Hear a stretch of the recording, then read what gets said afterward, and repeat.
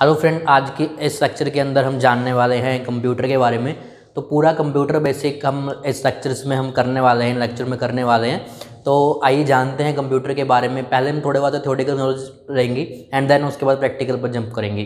सो theoretical start करते हैं आज के इस लेक्चर के लिए। तो सबसे पहले तो कंप्यूटर होता है। तो कंप्यूटर क्या होता है तो पहले वो देखते हैं। तो मैं यहाँ पर डेफिनेशन की तरफ बिल्कुल जाने वाला नहीं, क्योंकि डेफिनेशन बिल्कुल ना काम आएंगी ना काम आती हैं। सिर्फ इतना समझो कि जितना कि आपके लिए इनफ है एंड जिसको आप इजीली समझ भी सको। सो कंप्यूटर क्या है, तो अब देखा जाए कि कंप्यूटर क्या है। तो वैसे तो छोटी सी डेफिनेशन भी है इसकी, हल्की सी। तो क्या डेफिनेशन सकती है, कंप्यूटर क्या है, इलेक्ट्रॉनिक मशीन है। तो हम लिख सकते हैं computer is an electronic machine।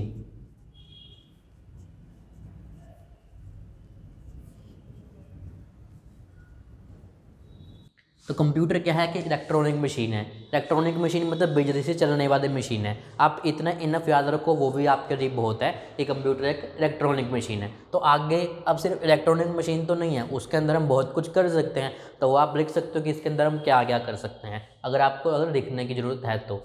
लेकिन अब ये देखते हैं एक्चुअल रियल लाइफ में कंप्यूटर क्या है। हम वो नहीं देखते कि जो डेस्कटॉप कंप्यूटर्स होते हैं, लैपटॉप्स होते हैं डिफरेंट डिफरेंट, कि वो कंप्यूटर होते हैं। अब हम ये जानेंगे एक्चुअली हम जो कोई यूज़ कर रहे हैं, कुछ डिवाइस यूज़ कर रहे हैं, एक्चुअल वो कंप्यूटर है या नहीं।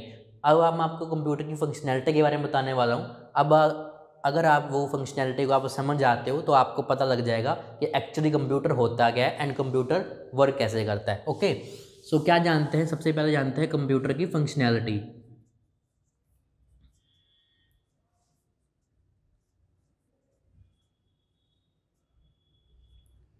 तो कंप्यूटर की फंक्शनैलिटी कितनी होती हैं। मेरे कंप्यूटर की 5 फंक्शनैलिटी रहती हैं। तो 5 कौन कौन सी functionality. First one is input, second one is processing,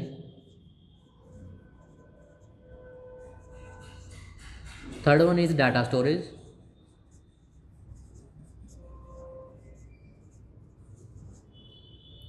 fourth one is output. So fifth and last कौन सी फंक्शनैलिटी है। ये लास्ट ऐसी फंक्शनैलिटी है जो आपको याद दिलवाएगी कि फंक्शनैलिटी 4 ही बनी है। तो मेरी वैसे फंक्शनैलिटी आपकी 4 ही रहेंगी, लेकिन 5वीं कौन सी हो गई है। तो 5वीं है follow the above. Follow the above मतलब जो फॉलो द ये अबव मतलब जो 4 हैं, ये 4 को जो फॉलो करती है वो। तो मेनली कंप्यूटर वो होता है जो इन 4 फंक्शनैलिटी को फॉलो करता है। इनपुट भी करेगा, प्रोसेसिंग भी करेगा, डाटा स्टोरेज भी करेगा एंड आउटपुट भी करेगा। अगर एंड लास्ट क्या है, फॉलो द अबव मतलब जो 4 को फॉलो करे।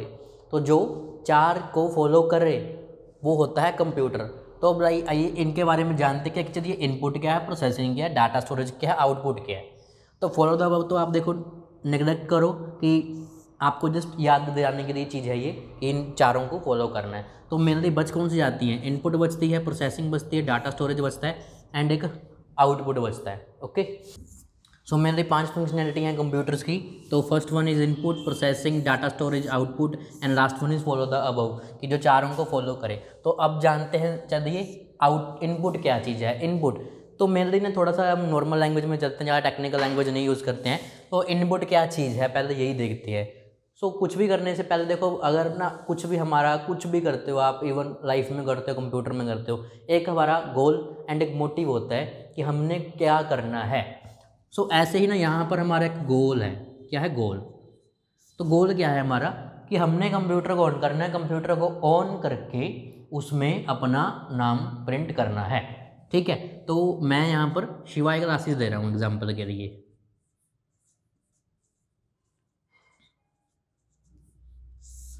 तो मैंने ये जो नाम है, ये नाम मुझे स्क्रीन पे दिखाना है। मेरा सिर्फ ये एक गोल है। एंड अब ये गोल आप किस तरीके से अचीव करोगे कंप्यूटर में, एक छोटा सा एग्जांपल लेके चलते हैं। तो अभी हमारा गोल क्या है, शिवाय क्लासेस स्क्रीन पे दिखाना, ये गोल है। तो इनपुट यहाँ पर क्या चीज़ करेगी, इनपुट मीन्स ऑर्डर देना। ऑर्डर देना किसको ऑर्डर दे रहे हो, कंप्यूटर को। तो कंप्यूटर को आप ऑर्डर देते हो, ऑर्डर किससे देते हो, इनपुट डिवाइस से। तो इनपुट डिवाइस से आप क्या दे रहे हो, ऑर्डर। तो अभी लिखना है, लिखना किससे लिखते हो आप, किससे लिखते हो, कीबोर्ड से। तो इनके आगे ना डिवाइस वर्ड जुड़ जाएगा एक। ये 5वें को हम इरेज ही कर देते हैं, जस्ट 4 ही रखते हैं, क्योंकि अब आपको समझ आएगी होगा कि 5वें तो इनको बस फॉलो कराना है, तो फॉलो हम समझ गए हैं कि हाँ जी फॉलो करना चाहिए। तो इनके आगे ना ये डिवाइस नाम जुड़ चुका है, डिवाइस डिवाइस डिवाइस। तो डिवाइस नाम क्या है? Input device, processing device, data storage device, output device. क्या ठीक है? तो अभी जो इनपुट क्या कर रहे हैं, हम ऑर्डर कर रहे हैं कंप्यूटर को कि कुछ करो, क्या करो, शिवाय क्लासेस स्क्रीन पे लिख दो। लेकिन वो आपके कहीं से तो लिखेगा नहीं, आपको लिखना पड़ेगा। लिखोगे किससे? इनपुट डिवाइस से। एंड इनपुट डिवाइसेस के अंदर कौन से डिवाइस आ जाते हैं? कीबोर्ड। तो मतलब ऐसे डिवाइस जिनसे आप कंप्यूटर को कमांड दे रहे हो, कंप्यूटर को ऑर्डर कर रहे हो कुछ करने के लिए, तो कीबोर्ड चूज़ करते हो आप इनपुट के लिए, या आप ऑर्डर कर रहे हो कंप्यूटर को कुछ करवाने के लिए, या आप कंप्यूटर को रिक्वेस्ट कर रहे हो, ऑर्डर कर रहे हो, तो कीबोर्ड से आप करते हो, इनपुट देते हो कीबोर्ड से। एंड दूसरा कौन सा होता है? माउस, और माइक भी होता है, माइक्रोफोन,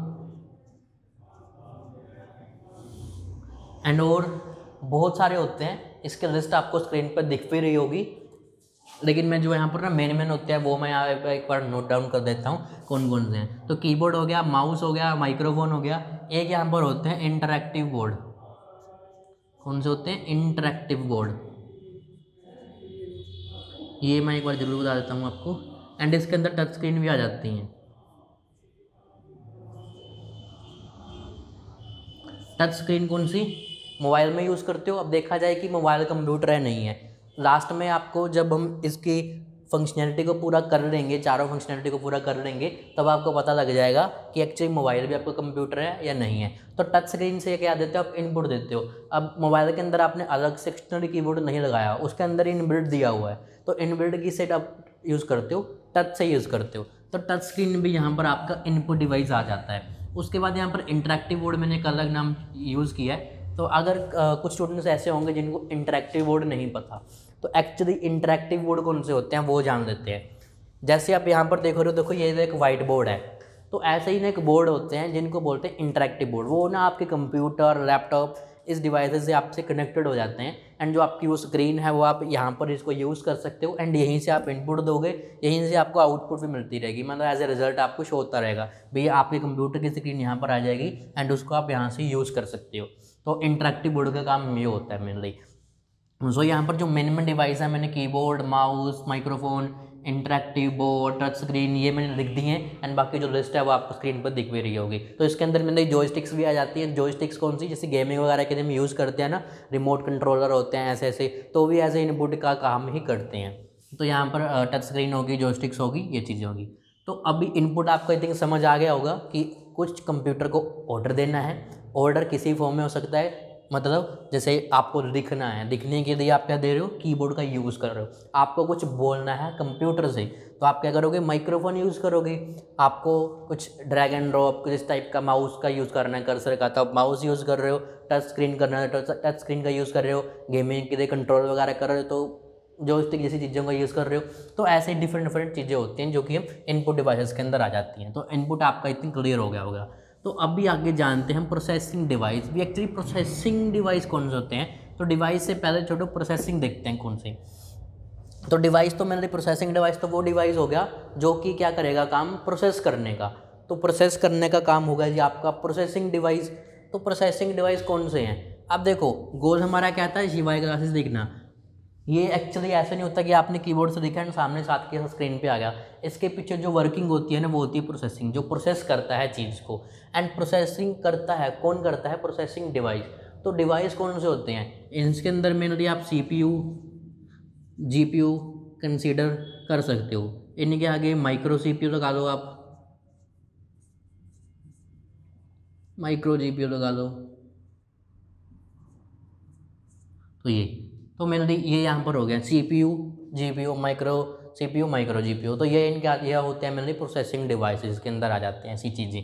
तो क्या करते हैं? यह काम प्रोसेस करने का काम करते हैं। तो ये जो ना, अब आप कंप्यूटर कभी ऑन करते हो या मोबाइल आपके पास है, कंप्यूटर है, आप कुछ भी चीज़ लिखते हो साथ की साथ स्क्रीन पे आ जाती है। वो एक्चुअली साथ के साथ तो नहीं आती, उसके लिए बहुत बहुत नैनो मिली सेकेंड का टाइम लगता है जो कि हमको दिखता नहीं। एंड वो टोटली डिपेंड किस पे होता है, टोटली जो कैसे कहें उसके किसके ऊपर उसका फोकस है, मतलब फास्ट काम करेगा स्लो काम करेगा, वो होता है आपके प्रोसेसिंग डिवाइस के अंदर। CPU, GPU, micro CPU, micro GPU, micro GPU, CPU इनको आप भूल जाओ, ओनली ये चीज़ों को माइंड में रखो, CPU एंड GPU, ठीक है। तो CPU का काम क्या करता है, CPU की वैसे पहले फुल फॉर्म भी देख लेते हैं, चलो। फुल फॉर्म वैसे हम नेक्स्ट देखने वाले हैं, जो यूजफुल फुल फॉर्म होती हैं हमारी। सेंटर प्रोसेसिंग यूनिट, ये होती है हमारी CPU की फुल फॉर्म। एंड यहाँ पर GPU की होगी, है हमारी graphics processing unit, graphics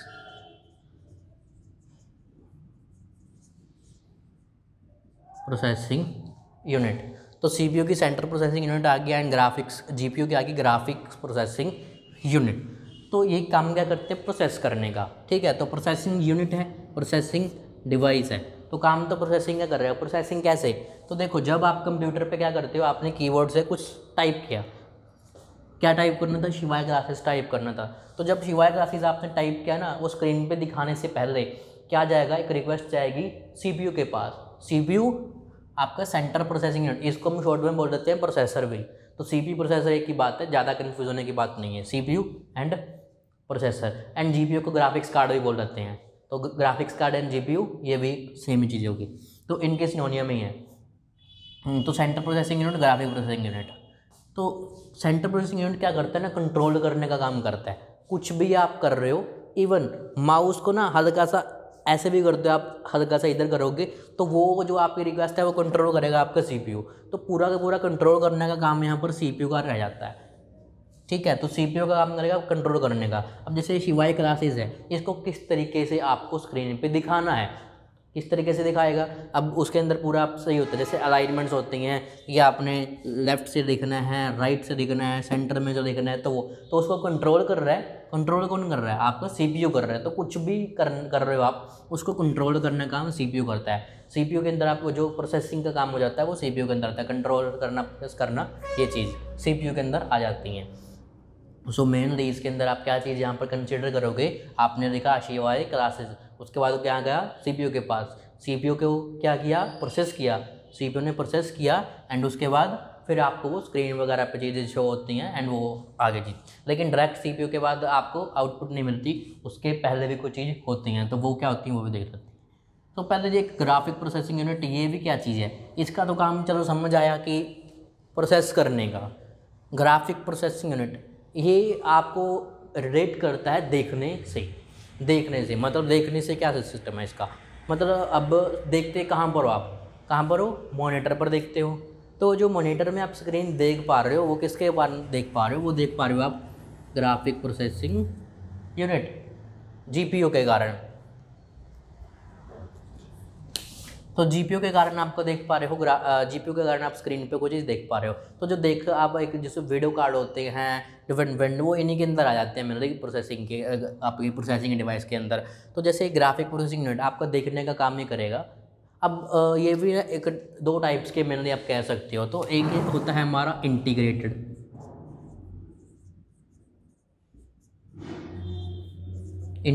GPU, एक होता है हमारा डेडिकेटेड।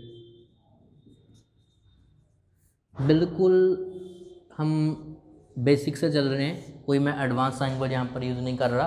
तो मेनली क्या चीज़ें हैं, बिल्कुल आसान देसी भाषा में समझ रहे हैं। इंटीग्रेटेड GPU क्या है एंड डेडिकेटेड GPU क्या है। इंटीग्रेटेड का काम क्या है, इंटीग्रेटेड पहले ये देखते काम तो देखो सेम ही है इनका, दोनों का काम यही है कि graphics processing unit full form इसकी है, आगे जुड़ गया नाम इंटीग्रेटेड, दूसरा जुड़ गया डेडिकेटेड।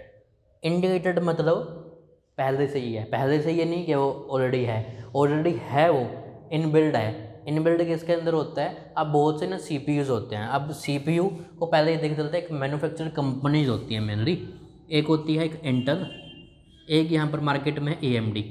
वैसे और भी कंपनीज है जो कि CPU को मैन्युफैक्चर करती हैं, CPU GPU वगैरह को मैन्युफैक्चर करती हैं, लेकिन जो मोस्टली टक्कर रहती है ना वो इन कंपनी की रहती है, इंटेल और AMD की। मैं किसी यहाँ पर कंपनी को प्रमोट नहीं कर रहा, जस्ट बता रहा हूँ कि मैन्युफैक्चरर है इंटेल और AMD। तो जो कुछ ना इंटेल के अंदर ना सीपीयूज होते हैं, उनकी सीरीज़ होती है। जैसे मोबाइल में आपने देखा होगा ना, जैसे ये सैमसंग की, रियलमी की ये सीरीज़ होते हैं, ये सी, फिर ये सैमसंग में वो एम सीरीज़ होती है, एस सीरीज़ होती है, ए सीरीज़ होती है, वो ऐसे ऐसे जो सीरीज़ होती हैं, तो इनके अंदर ना ऐसी ही सीरीज़ होती है। APU सीरीज़, APU सीरीज़ हो गई है, i3 i5 ऐसी सीरीज़ हो गई है। राइजन के अंदर, AMD के अंदर होती है Ryzen series, Ryzen 5, Ryzen 7, APU series ऐसे ऐसी AMD की। तो डिफरेंट डिफरेंट यहाँ पर सीरीज़ होती हैं। तो जो इंटेल के ना कुछ सीपीयूज होते हैं, कुछ सीपीयू मतलब कुछ ही नहीं होते, यहाँ पर बहुत ज़्यादा होते हैं। आप कह सकते हो कि जो बहुत बड़े अमाउंट के अंदर, वैसे ये भी जानते हैं सीपीयू का एक्चुअल साइज़ कितना होता है। एक्चुअल साइज होता है इतना, यस इतना ही साइज होता है सीपीयू का। एंड पूरा का पूरा सिस्टम कंट्रोल करता है आपका, एंड उसके बिना बिल्कुल नहीं चल सकता कंप्यूटर। तो सबसे मेन पार्ट आपका यही है सीपीयू। एक बात और चीज़ यहाँ पर थोड़ा सा क्लियर करना चाहता हूँ। तो जो जो सीपीयू है मेनली, इसको काम क्या होता है, प्रोसेस करने का, कोई भी रिक्वेस्ट होता है इसको कंट्रोल करने का, ठीक है। तो कंट्रोल करने का काम सीपीयू समझ आ गया होगा आपको। तो AMD का भी यहाँ पर सीपीयू है। अब जब आप कई बार, अगर आपने कंप्यूटर कई बार असेंबल किया हो या असेंबल करते हो देखा हो, मतलब असेंबल उसका जो कंप्यूटर है उसके पार्ट आप असेंबल कर रहे हो, उसको इकट्ठा कर रहे हो, मतलब एक पीसी बिल्ड कर रहे हो, सिंपल ये देखो। तो उसके अंदर आप मदरबोर्ड होता है, कुछ ऐसा एक बोर्ड सा होगा, एक प्लेट सी होती है, उसके अंदर सभी के सभी डिवाइसेस लगे होते हैं। कहीं इधर CPU लगा उसका होगा, उसके ऊपर हीट सिंक होगा, इधर रैम होगी, इधर हार्ड डिस्क होगी, फिर उसके ऊपर पावर सप्लाई लगी होती है, इधर इधर कोई CD राइटर होगा, अगर है या नहीं है वो अलग चीज़ है। तो यहाँ पर कुछ और पार्ट्स होते हैं, वायरिंग वगैरह, मतलब काफ़ी कुछ यहाँ पर होता है मदरबोर्ड के अंदर। तो जितने भी डिवाइसेस होते हैं ना, हमारे कंपोनेंट होते हैं कंप्यूटर के, वो एक मदरबोर्ड से कनेक्टेड होते हैं। ओके, सो मदरबोर्ड तो सबसे ज़रूरी है। अब जो भी आप वायरिंग यूज़ करते हो, वायर यूज़ करते हो डिफरेंट डिफरेंट, तो कौन सी वायर हो सकती है, जैसे कोई CPU की, कोई पावर सप्लाई की है, कीबोर्ड की है, माउस की है, डिस्प्ले की है, मतलब जो केबल वगैरह हम यूज़ करते हैं ना, मेनली वो बात है, वो कहाँ पर लगाते हो। वो होता है मेनली हमारा कैबिनेट, जो एक बॉक्स होता है, बॉक्स होता है हमारा कैबिनेट। हाँ जी, तो बॉक्स वगैरह हो गया हमारा एक छोटा सा कैबिनेट। कैबिनेट का काम इतना ही होता है जितना कि आपके स्कूल बैग का होता है। स्कूल बैग में क्या हम कैरी करते हैं, बुक्स कैरी करते हैं। तो बुक्स तो देखो हम वैसे भी लेके जा सकते हैं, लेकिन स्कूल बैग की क्यों कैरी करते हैं, क्योंकि जो हमारी बुक है एक असेंबली रहे, मतलब इधर उधर न जाएँ, एंड उनको कैरी करके अच्छी तरीके से रखा जाए, जैसे हम स्कूल बैग कैरी करते हैं। तो अब यहाँ पर आप ये समझ लो कि जो बुक्स है हमारी वो कंपोनेंट है, CPU, रैम, हार्ड डिस्क, ऐसी चीज़ें हो, तो ये हमारी एक तरीके से बुक्स हैं, एंड उनको असेंबल करने का काम कर रहा है हमारा कैबिनेट। ओके, सो ये हो गया हमारा। तो इंटेल AMD की बात करें तो हम CPU की, मतलब AMD का CPU, इंटेल का CPU, ज़्यादा डिफरेंस नहीं दिखेंगे इंटेल और AMD के अंदर, वो आगे हम डिटेल में फिर देखेंगे। लेकिन इतना ये जानो, जो दिखाने का काम होता है, दिखाने का, देखो स्क्रीन पे जो हमें रिजल्ट दिख रहा है, स्क्रीन को जो हमें रिजल्ट दिखता है ना, उसको मेनली हम आउटपुट बोलते हैं। ओके, तो आउटपुट आपको मिलता है एज ए रिजल्ट के फॉर्म में। जैसे शिवाय क्लासेज आपने लिखा नोटपैड के ऊपर, स्क्रीन पे दिखा, तो स्क्रीन पे क्या दिखा, उसका रिजल्ट दिखा जो आपने लिखा, तो रिजल्ट एज ए आपको आउटपुट मिलता है। तो अभी इंटेल AMD CPU का काम क्या था, कंट्रोल करने का, एंड ग्राफिक्स का काम क्या था, इमेज जो रिजल्ट है उसको दिखाने का। ठीक है, तो इनके अंदर ना मेरे इंटीग्रेटेड CPU होते हैं, IGPU लिख देते हैं शॉर्ट में, IGPU integrated graphic processing unit, and इनके अंदर CPU वाला काम तो है ही है। अभी आप एक बात बताओ, एक CPU है, सिर्फ एक कंपोनेंट है, उसको सिर्फ एक ही काम दिया गया है तो अच्छी तरीके से काम करेगा। अगर उसको दो दो काम दे दिए तो कभी ना कभी, कहीं ना कहीं एक टाइम ऐसा आएगा जहाँ वो हैंग करेगा या डगमगाएगा। मतलब अगर एक लगा लो, आपको सिर्फ एक काम दिया गया है तो आप उसको बढ़िया तरीके से करोगे। अगर आप उसको ये कि एक काम और भी है, दो दो काम है, तो कहीं ना कहीं ऊपर नीचे हो जाएगा ना, कहीं क्या पता जो आपको मेन काम है ना वो अच्छे ढंग से कर पाओ, ना दूसरा काम कर पाओ। तो ये हो गया हमारा इसके लिए। तो इनको इंटेल के जो काफ़ी होते हैं, इनके प्रोसेसर मैक्सिमम प्रोसेसर होते हैं, उनके अंदर IGPU पहले से दिया होता है। मतलब जो दिखाने वाला काम होता है जीपीयू वगैरह इसके अंदर इनबिल्ट दिया होता है। एक तो ये है इनके अंदर, तो एक काम दो काम हो गए इसके अंदर। एंड एएमडी के अंदर क्या होता है, कुछ ही सीरीज़ होती हैं, मतलब कुछ ही प्रोसेसर होते हैं, कुछ ही होते हैं जिनके अंदर आईजीपी होता है। वो मैक्सिमम वो क्या होता है उनके अंदर देते ही नहीं है वो, उनके अंदर आपको लगाना पड़ता है डेडिकेटेड जीपीयू। डेडिकेटेड जीपीयू मतलब अलग से जीपीयू, मतलब आपने क्या लगाया, अलग से ग्राफिक्स कार्ड लगाया, ग्राफिक प्रोसेसिंग यूनिट जीपीयू है वो लगाना पड़ेगा क्योंकि सीपीयू के अंदर उन्होंने दिया नहीं। तो अभी देखो, तब एक एग्जांपल देते हैं। तो जो भी हमारी वायरिंग होती है, वायर हम कुछ भी कनेक्ट करते हैं, मदरबोर्ड से कनेक्टेड करते हैं, मदरबोर्ड से क्या है, सभी डिवाइसेस कनेक्ट हैं। तो आपका एक जो मॉनिटर होता है, मॉनिटर का जो पोर्ट होता है हमारा, वो पोर्ट जो मॉनिटर के अंदर हमारी केबल होती है, मेनली डिस्प्ले के लिए दो केबल सबसे ज़्यादा यूज़ होती हैं। एक होती है VGA केबल, एंड जो अभी यूज़ होती है वो होती है HDMI केबल। तो ये मैंने सबसे ज़्यादा केबल यूज़ होने वाली केबल है VGA cable, HDMI cable. VGA cable ना बहुत पहले की केबल चली आ रही है, एंड HDMI केबल आप कह सकते हो हाल ही में चीज़ें हुई होती हैं। ये मतलब अभी कुछ ही टाइम से इसकी स्टार्ट हुई हैं आने। जो पुराने मॉनिटर हो गए उनके अंदर ये VGA केबल अभी तक चलती है। तो क्या होगा ना, इसका एक ये होता है, जैसे एक ये केबल है, कुछ इस टाइप से होती है केबल। तो एक जो इसका एंड है वो लगता होता है मॉनिटर के अंदर। तो आप कह सकते हो कि ये हमारा मॉनिटर है, ये हमारा मॉनिटर है। तो एक केबल लगेगी इसके अंदर एंड दूसरी लगेगी हमारी मदरबोर्ड के अंदर। लेकिन जो मदरबोर्ड है हमारा, उसके अंदर क्या सीपीयू लगा हुआ है, सीपीयू कनेक्ट है। एंड जो जीपीयू है, मतलब उसका डायरेक्ट कनेक्शन कहाँ होना चाहिए, जो आपकी केबल है ना VGA, वो एक कनेक्शन होगा आपका मॉनिटर के ऊपर, दूसरा कनेक्शन होगा आपका जीपीयू के ऊपर, क्योंकि दिखाने का काम जीपीयू कर रहा है। लेकिन अगर उसके अंदर आपने अलग से नहीं लगाया हुआ तो कहाँ लगाओगे आप, मदरबोर्ड में लगा दोगे, क्योंकि मदरबोर्ड से सीपीयू कनेक्टेड है। ओके, सो मदरबोर्ड से सीपीयू कनेक्ट है तो सीपीयू से इंटरेक्शन होती रहेगी, तो जिससे कि आपकी कनेक्टिविटी बनती रहेगी एंड आप स्क्रीन पे सब चीज़ देखते रहोगे। तो ये तो होता है मेनली इंटेल के जो प्रोसेसर होते हैं ना उनके अंदर काफ़ी, कि आप डायरेक्ट मदरबोर्ड में लगा दोगे, ऐसी चीज़ चल जाती हैं। लेकिन जो मेनली AMD के होते हैं उनके अंदर डिफरेंट हो जाता है काम। उनके अंदर ना वो आपको क्या करते हैं, अलग से ये चीज़ देते नहीं हैं, मतलब आपको खुद मतलब जो इंटीग्रेटेड डेवलप होता है हमारा जीपीयू, आपको होता नहीं उसके अंदर, प्रोसेसर के अंदर, सीपीयू के अंदर आपको अलग से ना ग्राफिक्स कार्ड लगाना पड़ेगा। इतना बड़ा ग्राफिक्स कार्ड हो सकता है, डिफरेंट होता है, आप कौन सा यूज़ करते हो। वैसे ये आते बहुत कॉस्टली हैं, कोई सस्ते नहीं आते ग्राफिक्स कार्ड। तो ये जो आपकी अभी वही थी सेम केबल, मॉनिटर था हमारा,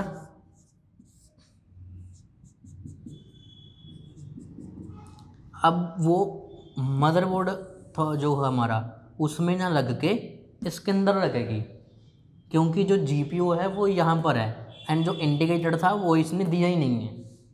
तो ये बहुत ज़्यादा होता है जब आप वायर वगैरह मतलब पीसी असेंबल करते हो। अगर आप AMD का पीसी ले रहे हो एंड AMD के अंदर iGPU नहीं है, तो आपको मदरबोर्ड पे जो डिस्प्ले की वायर है, VG केबल, HDMI केबल, आप मदरबोर्ड में यूज़ नहीं कर सकते।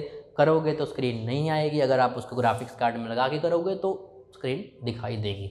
ये बहुत ध्यान वाली चीज़ होती है। तो CPU GPU आई थिंक समझ आ गया होगा आपको डिटेल में कि क्या काम कर रहा है, प्रोसेसिंग का काम कर रहा है, एंड जीपीयू दिखाने का काम कर रहा है, कंट्रोल करने का काम कर रहा है, प्रोसेसिंग का काम कर रहा है। तो ये डिवाइसेस है।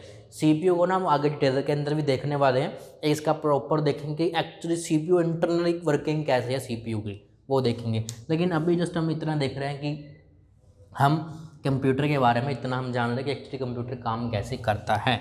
ओके, सो अभी हमारा आ चुका है data storage. Data storage simply समझ आ रहा है, डाटा को क्या करेगा, स्टोर करेगा। डाटा आपका कोई भी टाइप का हो सकता है, डाटा डिफरेंट होते हैं मेनली, जैसे आपकी फ़ोटोज़, वीडियो, इस टाइप्स का डाटा रखते हो वो भी एंड और भी। तो मेनली ना थोड़ा सा डिफरेंट यहाँ पर हल्का सा होते हैं हम। तो डाटा स्टोरेज में ना दो टाइप्स के होते हैं। कौन से होते हैं, एक होता है प्राइमरी, दूसरा होता है सेकेंडरी। Primary and secondary. तो प्राइमरी में कौन से होते हैं, सेकेंडरी डाटा स्टोरेज कौन से होते हैं, इनके के डाटा स्टोरेज लिख देना, ठीक है, data storage. Primary data storage, secondary data storage. तो अभी प्राइमरी डाटा स्टोरेज क्या है, सेकेंडरी डाटा स्टोरेज क्या है। मतलब जो ये प्राइमरी डाटा होता है ना, इसके अंदर डाटा कौन सा होता है, टेम्परेरी डाटा। कौन सा होता है, टेम्परेरी। एंड इसके अंदर कौन सा होता है, परमानेंट।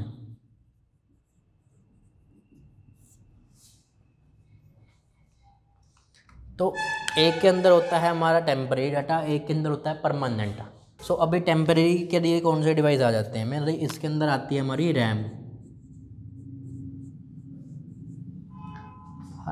रैम की फुल फॉर्म देख सकते हैं हम, रैंडम एक्सेस मेमोरी। ओके, सो ये है हमारी फुल फॉर्म रैम की, रैंडम एक्सेस मेमोरी। एंड ये होती है प्राइमरी के अंदर आ जाती है। एंड इसके अंदर जो डाटा होता है ना, वो बहुत टेम्परेरी टाइम के लिए होता है। सो कुछ टाइम के लिए आपका डाटा रहेगा इसके अंदर, रैंडम एक्सेस मेमोरी के अंदर। एंड सेकेंडरी के अंदर पहले डिवाइस देख देते हैं, फिर देखते हैं एक्चुअली कैसे कैसे चीज़ें वर्क करती हैं। तो परमानेंट के अंदर आ जाती हैं आपकी HDD, SSD, आपकी USB flash drive, pen drive बोल सकते हो आप, वैसे USB फ्लैश ड्राइव हो जाता है, पेन ड्राइव समझ आ जाएगा आपको। इसके अंदर SD कार्ड आ गए हमारे, SD कार्ड, क्लाउड स्टोरेज भी इसी के अंदर आ जाता है हमारा। तो जहाँ पर डाटा परमानेंट रख पा रहे हो ना आप, वो ये डिवाइसेस हो सकते हैं, सेकेंडरी के अंदर आ जाते हैं भी, जहाँ पर आप परमानेंट रखते हो डाटा। अब डिफरेंस देखते हैं कि इसके अंदर टेम्परेरी क्यों रहता है, इसके अंदर परमानेंट क्यों रहता है। परमानेंट को देखो सिंपली फंडा, डाटा इसके अंदर रहेगा। अगर आपको अपनी फोटोज़, वीडियो वगैरह, सॉन्ग वगैरह, जो कुछ आपको अपना डाटा सीक्रेट जो इन्फॉर्मेशन होती है आपको रखनी है, आप इनके अंदर रखोगे। इनके अंदर आप वैसे रख भी नहीं सकते, इनकी वर्किंग डिफरेंट ही होती है। HDD, SSD, USB, pen drive, SD card, cloud storage, ये देख लेते हैं। HDD की फुल फॉर्म मैंने ली, चलो फुल फॉर्म भी यहाँ पर देख लेती है। इसकी होती है जी हार्ड डिस्क ड्राइव, SSD की solid state drive, pen drive, SD card, cloud storage. Cloud storage का आगे हम डिटेल में देखने वाले हैं, लेकिन इन शॉर्ट आप भी समझो तो जैसे गूगल ड्राइव होती है ना, वैसे क्लाउड स्टोरेज होती है। गूगल ड्राइव वगैरह यूज़ तो आई थिंक की होगी आपने, गूगल ड्राइव जहाँ पर हम डाटा अपना ऑनलाइन रख सकते हैं एंड उसको कहीं से भी एक्सेस कर सकते हैं। ये क्लाउड स्टोरेज के लिए, क्लाउड स्टोरेज के अंदर आता है। लिख दिया आपने सभी।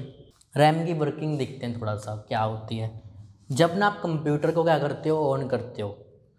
फॉर एग्ज़ाम्पल कंप्यूटर को आपने ऑन किया, उसको आपने 10 घंटे चलाया, 10 घंटे 24 घंटे कितने भी चलाया, तो आपने जब कंप्यूटर को ऑन किया, वैसे ये सबसे पहले जानते हैं रैम काम क्या करती है।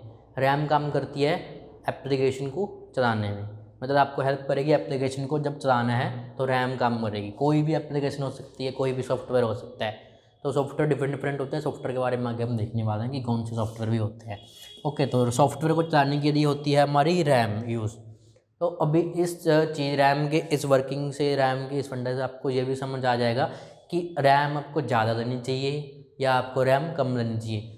कभी हम मोबाइल, कंप्यूटर वगैरह देखते हैं तो उनके अंदर सबसे पहले हम क्या करते हैं, रैम प्रेफर करते हैं, रैम ज़्यादा लो।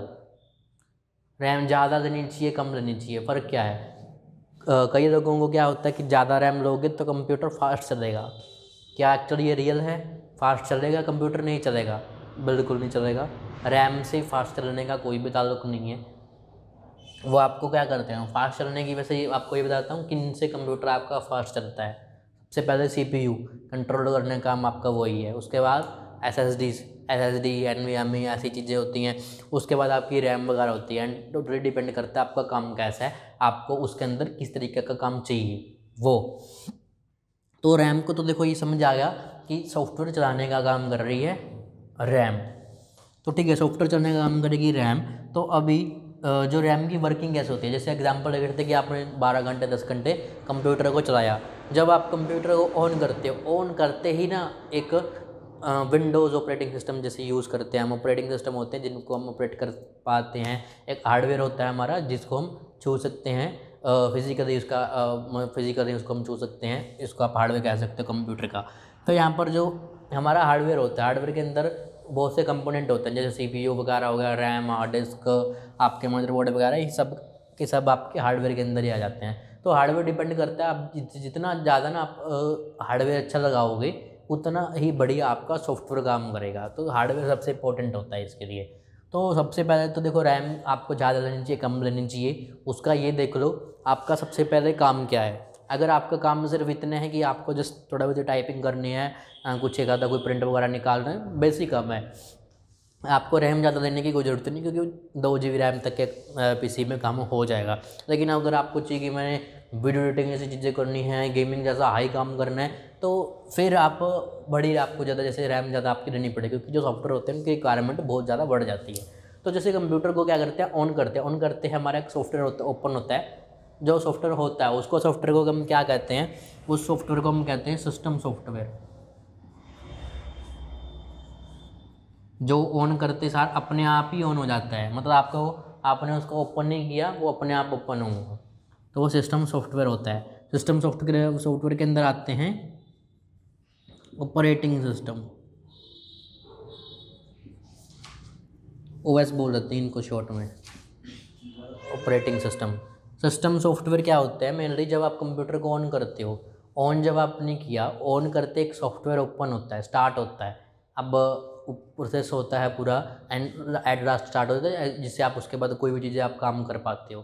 तो जो काम कर रहे हो, जो सिस्टम सॉफ्टवेयर ओपन हुआ, मतलब ऑन हो गया अपने आप जब आपने कंप्यूटर ऑन किया, तो वो होता है हमारा सिस्टम सॉफ्टवेयर। एंड अगर देखा जाए कि सिस्टम सॉफ्टवेयर के अंदर कौन से सॉफ्टवेयर आ जाते हैं, तो उनके अंदर आते हैं mainly operating system. Operating system ही ऐसे सॉफ्टवेयर होते हैं मतलब जिस पे आप कोई भी काम कर सकते हो, उस कंप्यूटर को ऑपरेट कर सकते हो। तो कंप्यूटर को ऑपरेट करना है तो आपको ऑपरेटिंग सिस्टम यूज़ करना पड़ेगा ही पड़ेगा। ऑपरेटिंग सिस्टम डिफरेंट टाइप्स के होते हैं, जैसे ये लगा दो कि इंडिया में 70-80% यूज़ होने वाला ऑपरेटिंग सिस्टम विंडो है, माइक्रोसॉफ्ट की तरफ से आता है, MS विंडो भी बोल सकते हो, माइक्रोसॉफ्ट विंडो। तो माइक्रोसॉफ्ट विंडो होता है, सबसे ज़्यादा यूज़ होता है। उसके बाद हमारे लिनक्स हो गए, मैक OS, इस टाइप के ऑपरेटिंग सिस्टम के बारे में आगे हम अच्छी तरीके से जाने वाले, जब सॉफ्टवेयर का हमारा कंसेप्ट आएगा ना, उसके अंदर हम अच्छे तरीके से जानेंगे।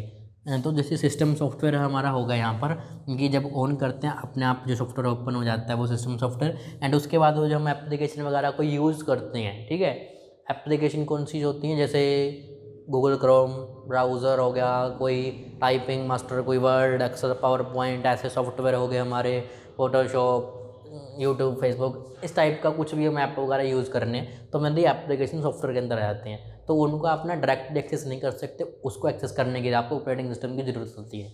तो ऑपरेटिंग सिस्टम में यूज़ कर रही है जैसे विंडोज़, तो विंडो ऑपरेटिंग सिस्टम यूज़ किया, एंड उसके बाद हम क्या कर रहे हैं, कोई ना कोई एप्लीकेशन यूज़ कर रहे हैं। तो सबसे पहले हमारा जो सॉफ्टवेयर था वो स्टार्ट हो चुका है, विंडो ऑपरेटिंग सिस्टम। तो रैम का काम क्या था, सॉफ्टवेयर को चलाने का। तो अभी एग्जांपल लेते हैं कि हमारे पास 2000 MB, 2 GB बोल दो आप, चाहिए इसको, चाहिए 2000 MB बोल दो। वैसे 1 GB के अंदर 1000 MB, 1024 MB होती है, 1024 MB इन 1 GB। अभी ये 1024 कहाँ गया, वो कहाँ गया है, बाद में डिटेल में देखने वाले हैं, रिजर्व करके रखा होता है मेनली ये। तो मेनली 1000 ही बोला जाता है, 1024 नहीं बोला जाता। तो 2000 हो गई हमारे पास, एक बार ये देखते हैं, जस्ट एग्जांपल दे रहे हैं, बिल्कुल कोई मैं आपको सही एक वो नहीं बता रहा कि एक्चुअली कितना वो अमाउंट ले रही है, क्योंकि अलग अलग सॉफ्टवेयर होते हैं कि डिपेंड करता है कि कैसा सॉफ्टवेयर काम कर रहे हो, उस पर कैसा काम कर रहे हो, तो उसी अकॉर्डिंग रैम कंज्यूम होती है। जस्ट के एग्जांपल है ओनली। तो सबसे पहले कौन सा सॉफ्टवेयर चलेगा, सिस्टम सॉफ्टवेयर चलेगा। तो सिस्टम सॉफ्टवेयर है वो रैम रिक्वायर्ड करेगा। तो सपोज करो ना उसने 2000 में से 200 MB ले ली है, 200 MB OS के लिए, ऑपरेटिंग सिस्टम के लिए। हमारे पास कितनी बच गई जी पीछे, 1800 MB, ठीक है। उसके बाद ओपन हो चुका है, वो होने के बाद कोई ना कोई बैकग्राउंड प्रोसेस होता है।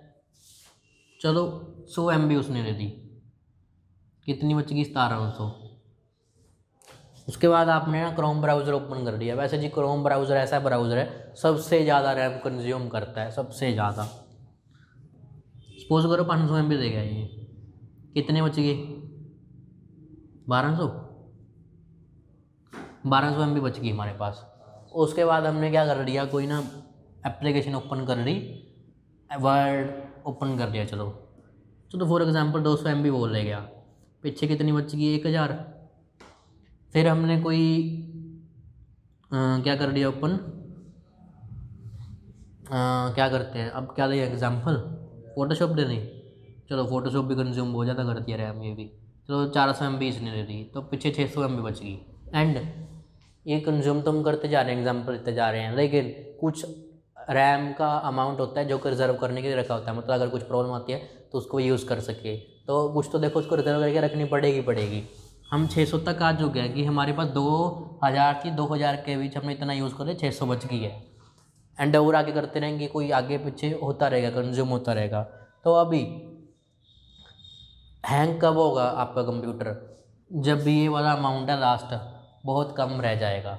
अब इतना उसको कम, एक तरीके से एग्जांपल ले देते हैं कि 500 MB उसने रिज़र्व करके रखना है, मतलब 500 MB तो उसको चाहिए कि अगर कुछ ना कुछ दिक्कत आ गई या कुछ हो गया तो सॉफ्टवेयर एमरजेंसी होते हैं सॉफ्टवेयर चलाने लिए, तो वो चला सकता है। सो हमारे पास तो 1500 MB बची है, क्योंकि 500 MB तो वही रह गया, तो हमारे पास 1500 में से हमने यूज़ करनी है, ठीक है। तो 1500 में से हमने यूज़ करनी है, तो हमारे पास जो सॉफ्टवेयर वगैरह चलाते हैं, हाँ जी, 500 MB रिजर्व करके रख ली ना उसने, 500 MB रिजर्व करके रख ली, तो पीछे 1500 रहेगी ना, 2000 थी हमारे पास, तो 1500 रहेगी हमारे पास। तो 1500 पे हमने काम करना है। अब उसके अंदर कोई ब्राउज़र ओपन करेंगे, गूगल भी करेंगे, बहुत कुछ ओपन करेंगे, तो एट लास्ट जो 1500 बहुत ज़्यादा कम होगी या 1500 ख़त्म होगी, तो फिर आपको कंप्यूटर करने लग जाएगा हैंग। तो फिर होएगी रैम की रिक्वायरमेंट बढ़ेगी कि रैम आप ज़्यादा लो। अगर आपका 1500 MB तक में काम चल रहा है तो आपको रैम ज़्यादा लेने की ज़रूरत है ही नहीं। अगर आपको चाहिए कि मुझे और भी मल्टीटास्किंग करनी है तो आप रैम ज़्यादा लोगे, अदरवाइज़ कोई भी नहीं बनता कि आप रैम ज़्यादा लो। एंड इसकी वर्किंग कैसे होती है, इसके अंदर टेम्परेरी डाटा स्टोरेज, तो काम क्या था इसका, एप्लीकेशन चलाने का, तो उसके अंदर एप्लीकेशन का डाटा होता है, ठीक है। तो एप्लीकेशन का डाटा ही होगा, जो काम है इसका एप्लीकेशन का ही है, एप्लीकेशन वगैरह चलाने का। तो काम इसका ना कुछ वर्किंग इसकी डिफरेंट होती है। डिफरेंट किस तरीके से होती है, जब आपने कंप्यूटर ऑन किया, आपने कंप्यूटर को 10 घंटे 20 घंटे जितने भी चलाया, उसके बाद उसको ऑफ़ कर दिया, इवन आपने वायरिंग वगैरह भी सब कुछ निकाल दी, ऑफ़ कर दिया, बटन ऑफ़ कर दिया, उसका शट डाउन कर दिया, सब कुछ ऑफ़ कर दिया। लेकिन जब आपने ऑफ़ कर दिया तो अब आप श्योर हो कि आपने अपने कंप्यूटर को ऑफ़ कर दिया है? श्योर है हम, क्योंकि हमने वायर भी निकाल दी है। तो वायर भी निकाल दिया है, ऑफ़ भी कर रहे हैं, तो फिर जो रैम होती है ना, रैम की वर्किंग अभी भी चलती रहती है, मतलब वो काम करती रहेगी अभी तक, जब वो कंप्यूटर आपका ऑफ भी पड़ा है, मतलब जो उसके अंदर डाटा है वो ऐसे का वैसा पड़ा रहेगा। जब आप कंप्यूटर को क्या करते हो, रीस्टार्ट करते हो, रीस्टार्ट मीन्स कंप्यूटर को दोबारा चलाया, तो जब दोबारा चलाते हो ना, जो डाटा होता है उसके अंदर वो सारा का सारा फॉर्मेट हो जाता है, क्लीन हो जाता है। तो जैसे हमने यूज़ करते 1500 MB तक कर हमने रैम यूज़ कर ली, पीछे हमारे पास 500 MB रह जाएगी, तो जब कंप्यूटर को दोबारा ऑन करेंगे ऐसे थोड़ी वो 500 ही हमारे पास रह रही है, तो दोबारा से अच्छे तरीके से चलने लग जाता है। जब हमारा कंप्यूटर वगैरह हम रीस्टार्ट करके चलते हैं तो क्या होता है, जो रैम में डाटा होता है वो क्लीन हो जाता है। तो जब आप सिस्टम को करोगे रीस्टार्ट करोगे तब डाटा क्लीन होता है उसके अंदर। जब वो कंप्यूटर शटडाउन आपका बंद पड़ा है, उसके अंदर डाटा है अभी तक पड़ा ही पड़ा है, ठीक है। तो ये चीज़ होती है रैम की वर्किंग। तो हमारा डाटा स्टोरेज डिवाइस हो चुका। तो अभी एट लास्ट आउटपुट के अंदर कौन से आगे मेनली मॉनिटर आता है, इसके अंदर प्रिंटर भी आ जाता है, स्पीकर वगैरह भी इसके अंदर ही आ जाते हैं। बाकी जो लिस्ट है वो आपको स्क्रीन पे दिख रही होगी। मॉनिटर, प्रिंटर, स्पीकर क्या चीज़ें हैं, ये होता है आपको एज ए रिज़ल्ट कंप्यूटर पे कुछ भी करते हो। गोल हमारा क्या था, शिवाय क्लासेस। अब आगे डिटेल में देखने वाले हैं हम, जब आउटपुट हमारा क्लियर होगा कि किस तरीके से कंप्यूटर ने काम किया। तो मॉनिटर, प्रिंटर, स्पीकर ही हो गया आउटपुट डिवाइस। आपने क्या किया कंप्यूटर पे, आपका काम क्या था, शिवाय क्लासेस दिखना, लिखना किससे आपने स्टार्ट किया, कीबोर्ड से। प्रोसेस किसने किया, सीपीयू ने। दिखाने का काम जीपीयू ने। डाटा स्टोर किया रैम ने प्राइमरी के अंदर। अगर आपने उस फाइल को अपनी को सेव भी किया तो वो कहाँ सेव हुआ, आपके एसएसडी के अंदर। उसके बाद स्क्रीन पे आपको दिख गया, स्क्रीन मॉनिटर, तो मॉनिटर पे आपको क्या मिला, उसका रिजल्ट मिला जब आपने कुछ एफर्ट की। तो रिजल्ट होता है आपका मॉनिटर के अंदर। तो आउटपुट डिवाइसेस के अंदर आता है आपका मेनली रिजल्ट। प्रिंटर का भी आपका एक आउटपुट है, मतलब जब आप कुछ इनपुट देते हो उसके बाद कोई आपको रिजल्ट मिलता है तो वो आउटपुट डिवाइस के अंदर आ जाता है। जैसे प्रिंटर क्यों है, कोई चीज़ आपको रिजल्ट मिल रहा है, आपने कमांड दिया, आप प्रिंट निकाल दिया उसने, तो प्रिंटर। स्पीकर, हेडफोन, यह भी आउटपुट है। तो क्या है, आपको चीज़ आउटपुट मिल रहा है, रिजल्ट मिल रहा है। आपने सॉन्ग प्ले किया, आपको हेडफोन के अंदर सुनाई दिया, तो आउटपुट मिल रही है आपको, तो वो मेरी आउटपुट डिवाइस के अंदर आ गई है। तो इन चारों चीज़ों को जो फॉलो करे वो एक कंप्यूटर है। इनपुट रही, प्रोसेसिंग रही, डाटा स्टोरेज, आउटपुट, अगर ये फॉलो करता है तो कंप्यूटर है। अब आप बताओ कि कौन सी वो चीज़ कंप्यूटर है। मोबाइल आपका कंप्यूटर है, नहीं है? तो मेरे मोबाइल भी आपका क्या है, कंप्यूटर है, क्योंकि वो टच से आपको इनपुट ले रहा है। प्रोसेसिंग के अंदर आपको सीपीयू जीपीयू भी उसके अंदर है। डाटा स्टोरेज के लिए रैम, हार्ड डिस्क, ऐसा कुछ भी है उसके अंदर है। आउटपुट के लिए इसके पास स्क्रीन भी है। तो मोबाइल तो देखो कंप्यूटर हो गया, लैपटॉप वगैरह कंप्यूटर, डेस्कटॉप कंप्यूटर, ये आपके कंप्यूटर हो चुके। तो अब देखो, जो फ़ैन है वो कंप्यूटर है या नहीं है?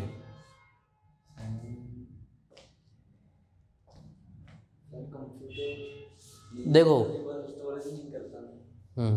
फ़ैन कंप्यूटर क्यों नहीं है, वो स्टोरेज नहीं करता। अब देखो, इनपुट आपने बटन से दे दी, प्रोसेसिंग भी कर गया क्योंकि उसने चलने के लिए टाइम लिया, उसने आउटपुट में आपको हवा भी दे दी, लेकिन एक फंक्शनैलिटी को मिस कर गया जो कि डाटा स्टोरेज है।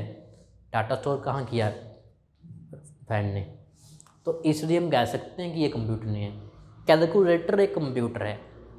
कीबोर्ड से आप इनपुट दे रहे हो, प्रोसेसिंग उसने की, डाटा स्टोर भी करता है वो बहुत छोटे अमाउंट में अंदर, एंड उसके बाद आपको स्क्रीन पे आउटपुट भी दिखाता है। छोटी स्क्रीन होती है लेकिन। तो ये कंप्यूटर के एग्जांपल्स हैं एंड कंप्यूटर की फंक्शनैलिटी है। तो क्लियर हो गया ये आपको। सो नेक्स्ट हम देखेंगे आगे कंप्यूटर को और भी डिटेल में।